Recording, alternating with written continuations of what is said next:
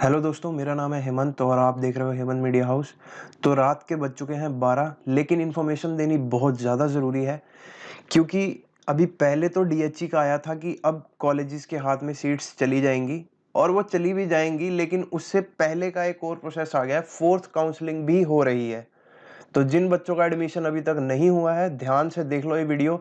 और यार रात के 12 बज गए हैं, इसीलिए मैं सामने आकर भी वीडियो नहीं बना सकता, मेरे घर के भी सो गए हैं। तो अभी आपको मैं लैपटॉप पर दिखा देता हूँ, अगर कल टाइम मिलेगा तो मैं सामने आकर भी एक बारी आपको सब कुछ बता दूंगा। तो अभी आपको क्या करना है, गूगल पर जाओ और गूगल पर सर्च करो डीएचई। ठीक है।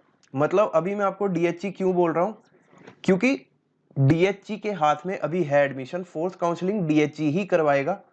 लेकिन इससे पहले जो एक नोटिस आया था वो भी मैं आपको ऊपर दिखा देता हूँ कि कॉलेजेस के पास सीट्स चली जाएंगी और इसके बाद सीट्स चली भी जाएंगी कॉलेज के पास, मैं आपको वो भी बता दूंगा। पहले एक बार आप प्रोसीजर देखो फोर्थ काउंसलिंग का।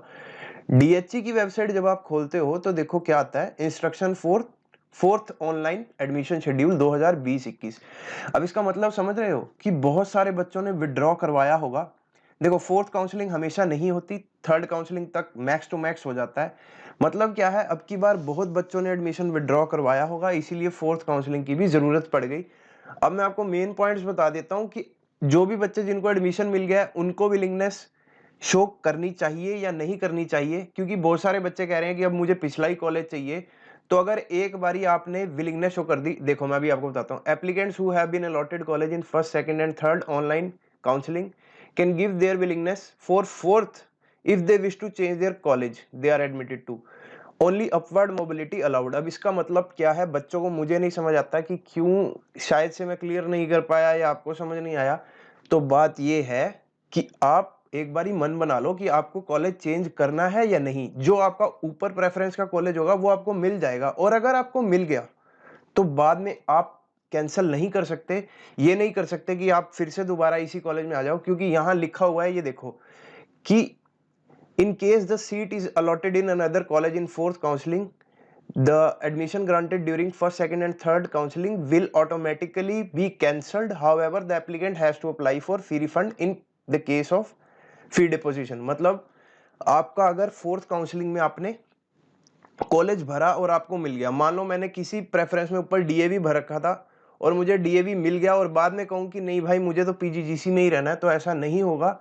फिर एक बार अगर आपको मिल गया तो सीट कैंसिल हो जाएगी, सिंपल सी बात। तो दिमाग में सोच के रखो कि कॉलेज चेंज करना है कि नहीं करना।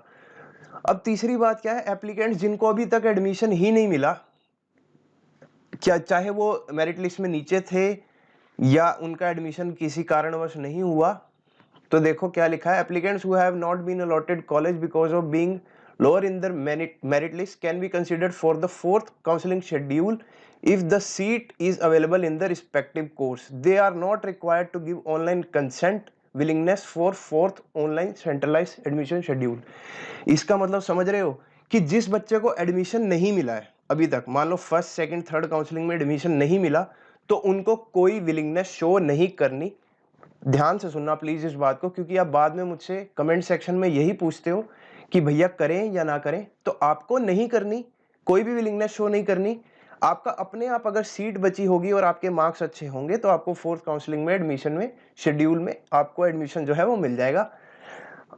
सिर्फ अब सुनो, विलिंगनेस किसको शो करनी है, जिसको कॉलेज चेंज करना है। जिसका एडमिशन नहीं हुआ अभी तक उसको कोई विलिंगनेस शो करने की जरूरत नहीं है, ऑटोमेटिकली एडमिशन मिल जाएगा। अब थोड़ा सा शेड्यूल बता देता हूं कि जिन बच्चों को भी नाम आएगा या जैसे भी उनका कॉलेज चेंज होगा, वो 6 और 7 तारीख को submission of willingness of participants, आप 6-7 तारीख को 11 बजे तक ये काम कर सकते हो विलिंगनेस वाला।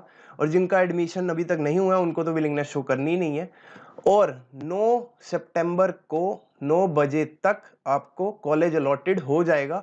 मतलब नए जिनको अभी तक नहीं मिला है एडमिशन उनको तो मिल जाएगा 9 तारीख को 9 बजे तक। और उसके बाद फीस वाला जो प्रोसेस है वो भी 9 बजे के बाद जो है वो शुरू हो जाएगा। विलिंगनेस आपको बता दी है 6 और 7 तारीख, संडे मंडे को 11 बजे तक आप भर सकते हो। उसके बाद 9 तारीख का आपका नाम आ जाएगा, जिनको एडमिशन नहीं मिला उनका भी और जिन्होंने कॉलेज चेंज करवाना है उनका भी। कॉलेज जिन्होंने चेंज करवाना है वो थोड़ा सा ध्यान रखें कि उनको चेंज करना है या नहीं। सिंपल सी बात है, बार-बार आपको बता दी है किसको विलिंगनेस शो करनी है, किसको नहीं करनी है। और जो बच्चे वो हैं जिन्होंने अभी तक फॉर्म ही नहीं भरा, तो उनका जो है काम अब 9 तारीख के बाद होगा, क्योंकि फिर कॉलेजेस के हाथ में सीट्स जाएँगी अगर बचेंगी तो। अभी जिन्होंने फॉर्म भर रखा है उनके लिए इन्फॉर्मेशन थी। तो चैनल को सब्सक्राइब नहीं किया तो सब्सक्राइब कर लो, बेल आइकन को हिट कर लो। तो मिलते हैं आपसे अगले वीडियो में किसी नई इन्फॉर्मेशन के साथ।